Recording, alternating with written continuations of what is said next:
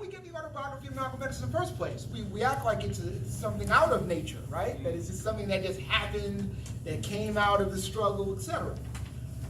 Let's remember how we got the autobiography in the first place. We got the autobiography because Alex Haley interviewed Malcolm X for Playboy magazine. And the publisher of Doubleday read the interview and said, okay, we've got to make this into a book. And they chose Alex Haley, freelance writer, Coast Guard veteran, and they chose him because he was a top black writer. And he sits down with Malcolm X and he interviews Malcolm X really over for like a 2-3 year period. Now, he takes out all of the most fiery things that Malcolm X had to say about Christianity, about white supremacy, etc. He takes that out, and that's where we have these kind of missing chapters of the autobiography that you've heard about. Yes. That, one day, I guess we'll see one day. But the autobiography of Malcolm X is let's be honest, a commercial product, right? We gotta tell the truth. I mean, tell it. First of all, Malcolm went into it with an agenda, and then Alex Haley went into it with an agenda. Let's talk about their agendas. Malcolm X's original agenda was he wanted to show a Saul-like conversion, and he wanted to show the power of Elijah Muhammad. Now, he was very serious about that because, see, Louis Lomax had come out with this book called When the Word is Given, his study of the Nation of Islam. And see, when you look at the original copy of that, some of you in here might have the original copy of that. Malcolm X's picture is on the front, and Elijah Muhammad's picture is on the back. Look out. And that gives you an idea of the conflict that developed that we all know between Malcolm X and Elijah Muhammad over mass media, mass communications. I wish I had time to talk about that, but I don't. So Malcolm's trying to make up for that by talking about the greatness of Elijah Muhammad. Alex Haley's into it because he sees that it's going to be a mega seller, and he's going to be put on the map. He's writing for Reader's Digest, he's writing for Playboy, and this was back during the day when Reader's Digest and Playboy, believe it or not, were in competition with each other. Get out of here. All right? You couldn't, Alex Haley said you couldn't even say the name of one in the other's office. Right? So everybody was looking for everybody had this agenda. So here we have this book that comes out that tries to serve all of these different agendas. Doubleday wants a commercial hit, talking about Malcolm's criminal past. Malcolm X wants to redeem himself. Alex Haley wants to make $1 or $3. Now, when Malcolm X breaks with Elijah Muhammad, he then tries to rewrite the book, and Alex Haley said, look, I can't make this into a screed against Elijah Muhammad because, that would disrupt the narrative flow of the book. The book has to have a narrative arc. And Malcolm, agreed with that eventually, and that's why we have the book that we have. Now, we only have Alex Haley's word that Malcolm read the book. You do know that, right? We have no proof that Malcolm X read the autobiography of Malcolm X. We said that Alex Haley said he's read it. Now, there's some notes as into when different drafts, you see Malcolm's handwriting in the notes, etc. But we only have Alex Haley's word for that he read it.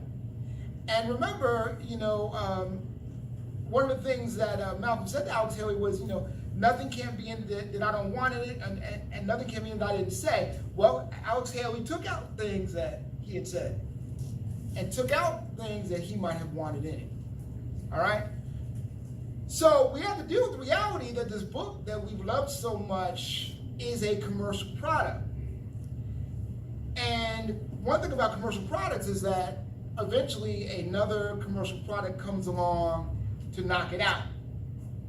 Enter Manning Marable, who originally was going to do a political biography of Malcolm X.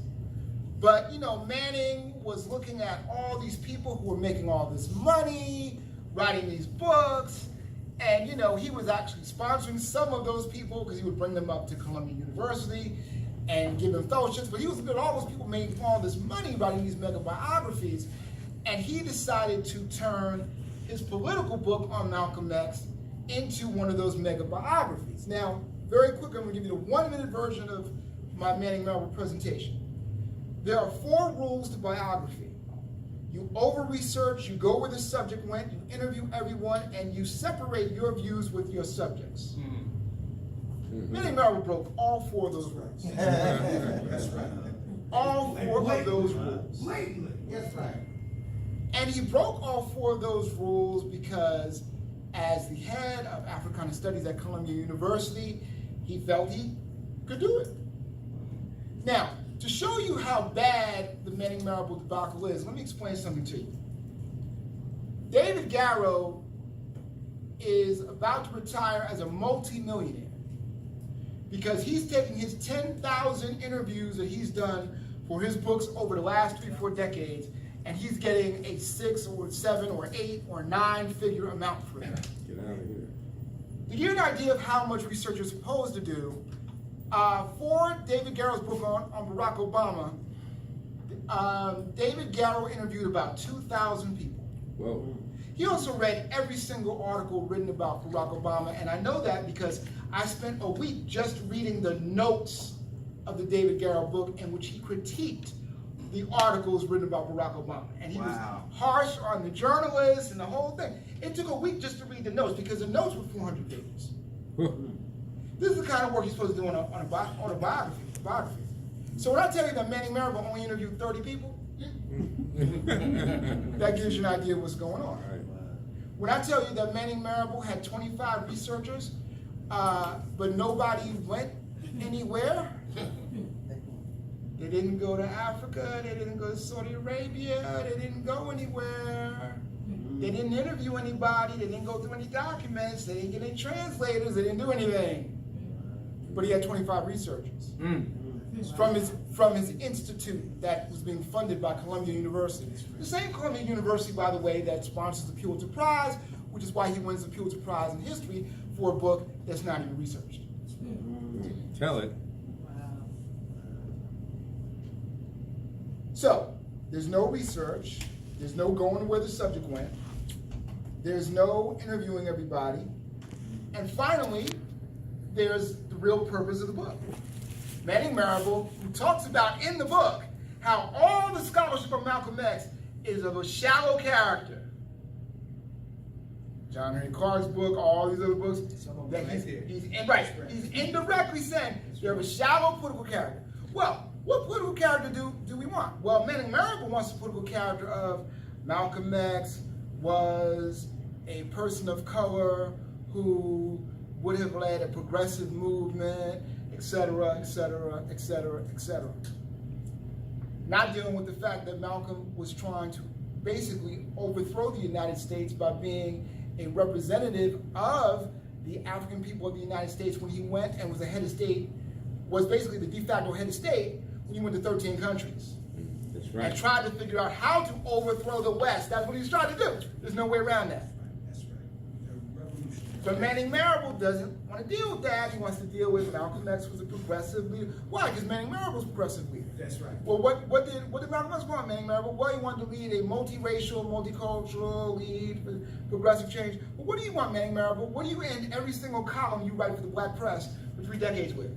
We need a black-led, multiracial, and I know that because I've read 3,000 Manning Marable columns because I did a presentation on this. Wow. So the 4th rule was broke. So, what do we learn from this? We have to learn from this is that we have to be very critical of commercial products and commercial media. And I know my friend Dr. Jared Ball, on his website, imixonlike.org, you can find all sorts of critiques of Manning Marable and all sorts of critiques of popular media, because this is what he says over and over and over again, is that it's these commercial products that are winding up poisoning what is the real content of the history. Because our enemies don't have to lie to us anymore, all they have to do is smooth it out. One of the things I wanted to say the other day that I couldn't is that, you know, the system no longer tolerates Oreos, right? They don't want Oreos anymore. They want smoothies. Now, you remember Gil Noble, he used to say something very similar. Remember he used to talk about tapioca? How tapioca, when you have your tonsils out, he said, the doctor will give you tapioca because it goes down easy and it's not an irritant, right? So we're still talking about the same concept. And I just wanted to say that perhaps one day there will be a real biography of Malcolm X, But maybe in this commercial context, as a commercial product, maybe there will not be. So what we're gonna have to do is to continue to correlate and continue to oral history and continue to do all the things that we have to do so that we have a full understanding of Malcolm X, because we might have to do that for ourselves. Having other people do that for us has not worked. That's right. And That's so I right. just wanted to say that. That's right. And That's I right. wanted to save some time for Brother Ham, because I know you're ready to go, Brother Ham. Oh, man. Let's go, Brother Ham. Let's go, Brother Ham. What about Herb Boyd's work? What about Herb? On the diary? Yeah. It's One good. of It's the right there. one of the most significant books on Malcolm X, and you can't get it. I got it. I'm glad you're one of the few, because you know why you can't get it? Because the family fought over it, and when it came out, they fought over it some more, and they stopped its publication. So Now that you're lucky. that book is a collector's item. That's right. Glad to know. Diary. Got a Diary. scientist. That's right. Hold on to That's that. right. It's a collector's item. And it's the diary that shows how Malcolm was having this incredible impact abroad.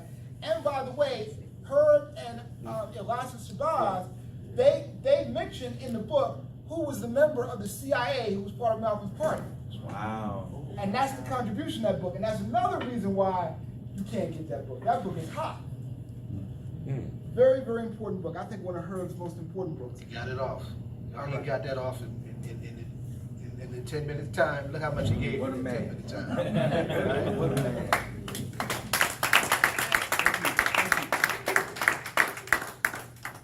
I was going to give y'all a streamlined version of 3 articles that I'm working on. But I'm not. I'll just tell you what they are. One is on police brutality. I was telling the Dean to keep the police brutality sign up because Malcolm has his own history and contribution to the struggle against police brutality that we can all learn from. I know it stayed with me in my work and in my walk, particularly in New York City. With me working with people like the late Abednego Sonny Carson, right? Malcolm was all up in that. The other is about what I call, Akil, you'll appreciate it, the ancestral vortex of May 19th. All right. Right? And then finally, I forgot what the other one was going to be. But anyway, let me just do this and we'll bring him up. Right? Akil, you'll appreciate how this ends. Right? But just I want to do some house business. I just want to acknowledge some folks in the room that I really appreciate being here. John just walked in. In the end, we have a chance for you to make an announcement about this important film that's coming out on the Plainfield Rebellion.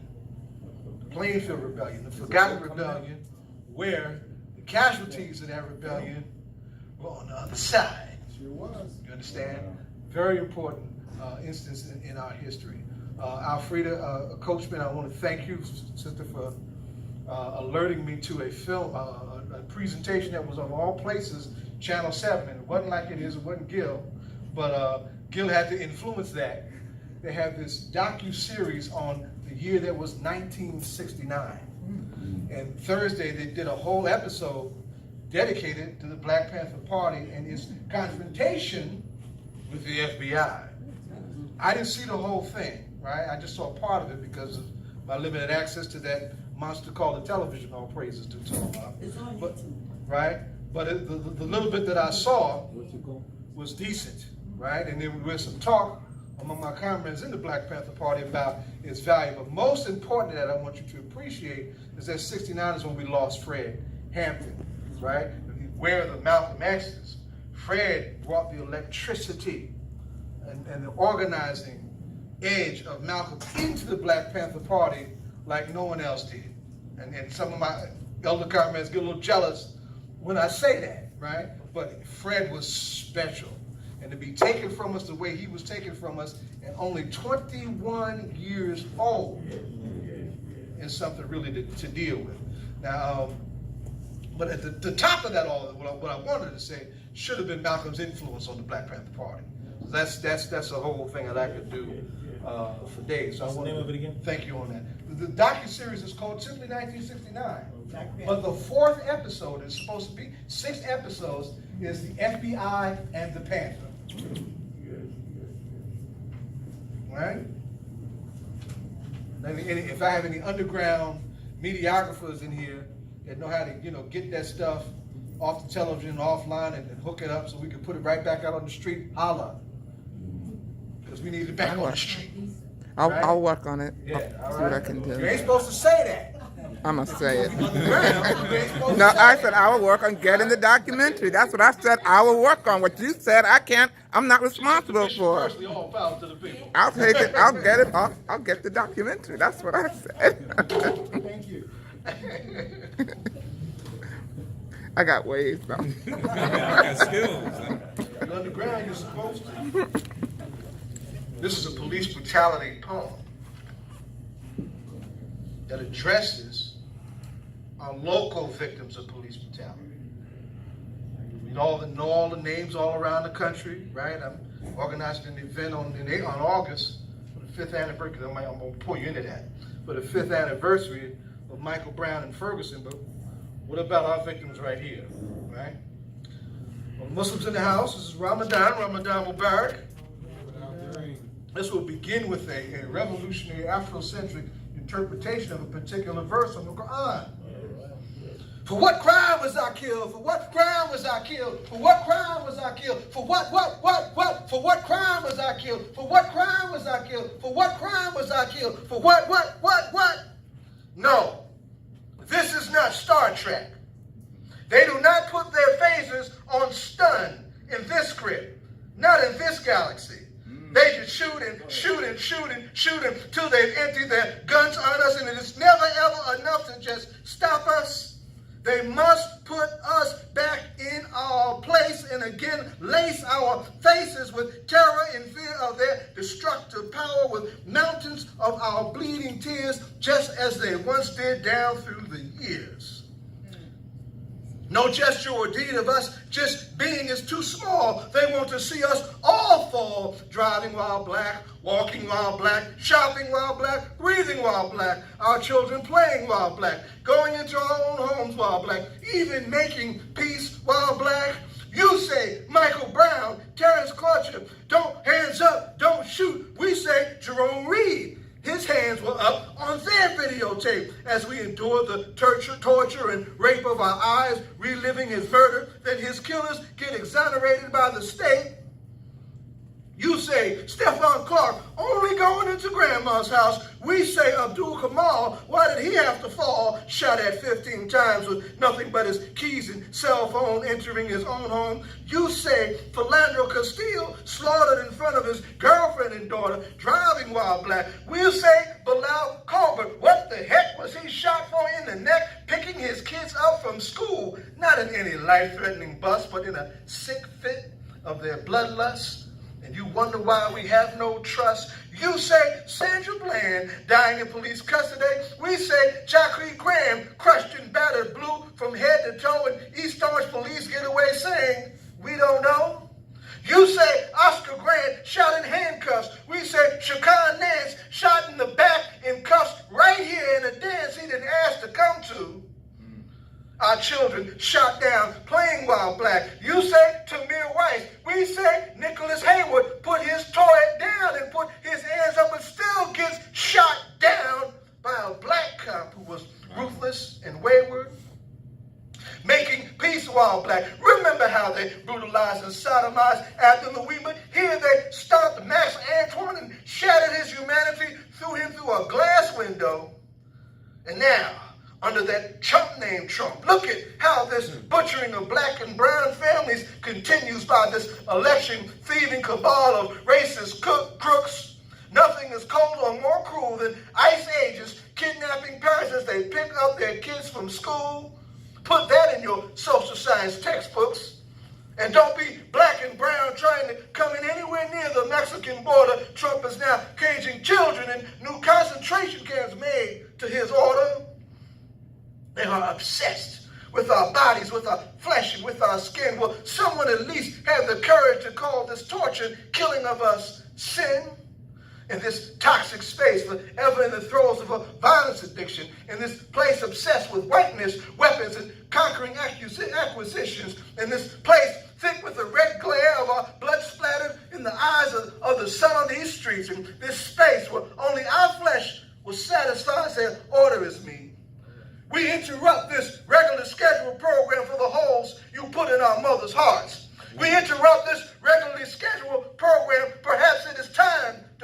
this thing apart. We interrupt this regularly scheduled program daring to declare our human worth. We interrupt this regularly scheduled programming hoping we can save what's left of the earth. So no, this is not Star Trek. They do not put their phasers on stun. They just beating, shoot until their bloodthirst is quenched and they've emptied their guns. Wow. We declare on this earth to be a human being, to be respected as a human being, to be given the rights of a human being. In this society, on this earth, on this day, which we intend to bring into existence by any means necessary.